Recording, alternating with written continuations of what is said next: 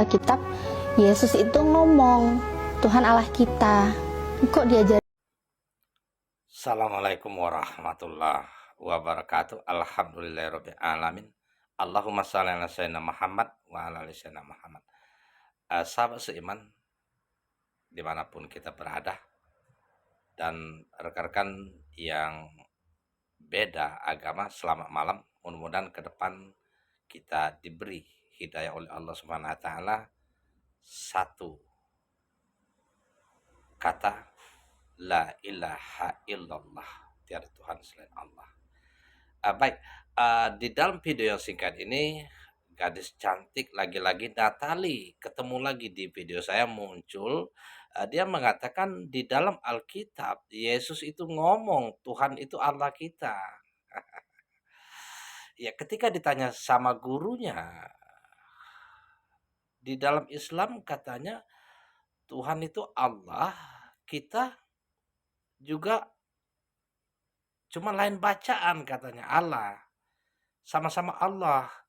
Akan tetapi gurunya menjawab, Tuhan kita Yesus.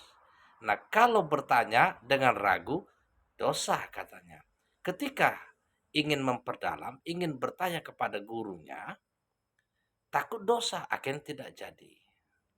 Masalah. Natali, gadis cerdas, cantik, teliti di dalam membaca, dan cerdas dalam menentukan pilihan.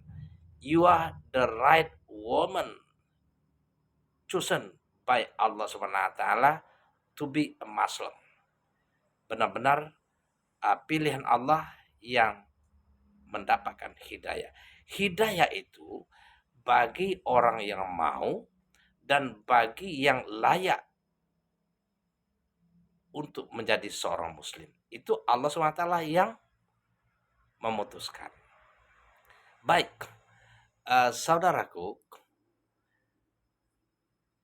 ketika kita membaca suatu ayat, itu maknanya tidak akan lari walaupun berbagai tafsir. Tafsir itu hanya memberikan gambaran-gambar supaya kita lebih paham maksud daripada ayat, bukan berubah makna dan tujuan daripada inti daripada ayat yang kita baca. Ingatlah itu. Ya, ketika kita katakan sarapan pagi itu tidak perlu banyak. Nah, maksudnya kalau dijelaskan dengan tafsir-tafsir, tidak perlu banyak itu tidak perlu terlalu kenyang, tidak perlu berlebih-lebihan, tidak perlu mahal-mahal, tidak perlu terlalu mewah. Yang penting ada. Lebih kurang begitu. Begitulah di dalam menafsirkan ayat Al-Quran, ataupun ayat yang seperti yang dijelaskan oleh Natali, Alkitab. Tuhan itu Allah kita. Kenapa? Yesus yang menjadi Tuhan kita. Oke, everybody, itu aja ya. Percayalah bahwa inna dinna indallahil Islam. Tidak ada agama selain Islam di sisi Allah. Dan barang siapa mencari ngotot memeluk agama selain Islam, dia akan rugi. Wa may yabtaghi ghayra islami dinan fala yuqbala min wa huwa bil akhirati minal khosirin. Sia-sia. Nah, mau nggak sia-sia seumur hidup?